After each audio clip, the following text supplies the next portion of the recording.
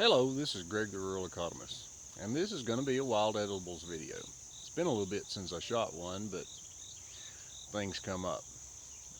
Today we're actually at the Little River Canyon National Park outside of Fort Payne, Alabama, and I saw an opportunity to make a video, so I thought I'd grab it while I had the chance. Today we're going to be talking about sumac, but first the disclaimer.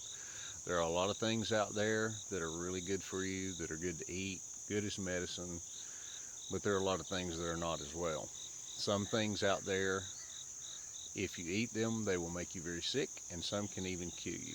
So if you're not 100% certain what something is, don't eat it, don't use it as medicine until you've consulted with a local expert.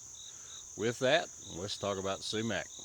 Now, I know when I start talking about sumac, automatically a lot of people think poison sumac.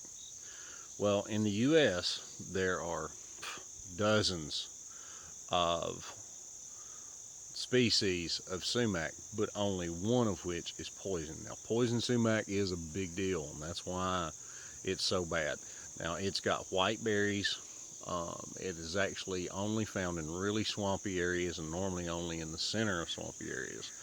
I've been tromping around for years and I've only actually seen the plant once. But if you run into the plant and if you get a hold of the plant, you'll know it. It is the most toxic contact plant in the U.S. It is way worse than poison oak, poison ivy, things like that. So make especially sure you don't want to mess with it, okay?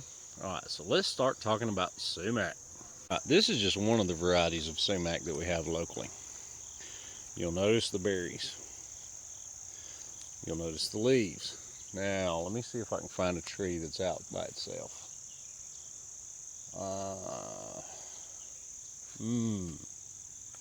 Alright, let's just look right here.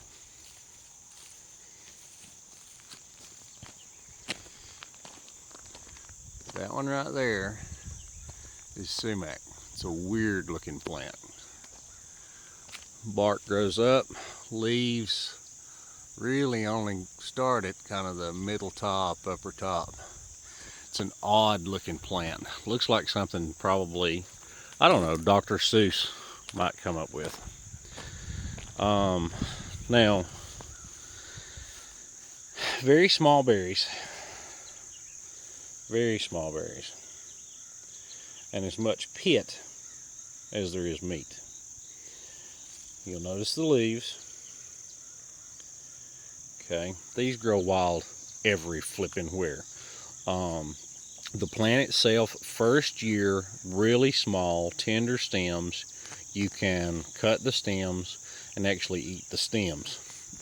If it's got, you want it to be green all the way through the stem. If it's got any white in the center, then that part's too hard. So first year, actually best to just kind of cut the stump off and then eat the shoots. Now the berries, they're quite astringent.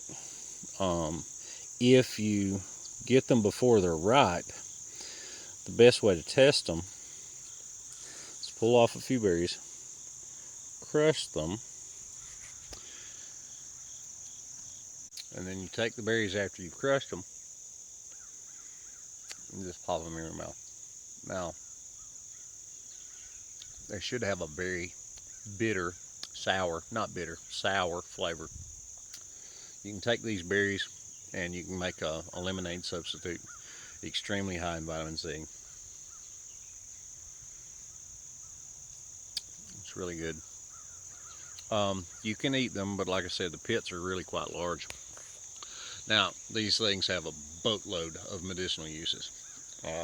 Pioneers used to take the berries,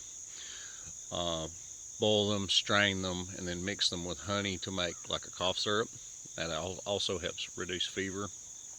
You can use the berries for stomach upset, a lot of things like that. The Indians actually used to take the roots, boil the roots, and make a tonic to help induce vomiting. Now, I'm not a real big fan of inducing vomiting, and there are situations where that's necessary. Very high in vitamin C, very good treatment. You can dry the berries, crush them, make a powder that you can store all winter long to make lemonade, or a lemonade substitute. So it'd make something kind of summery tasting in the winter without having to store lemons or anything like that. They store really well. They grow really well. They grow anywhere.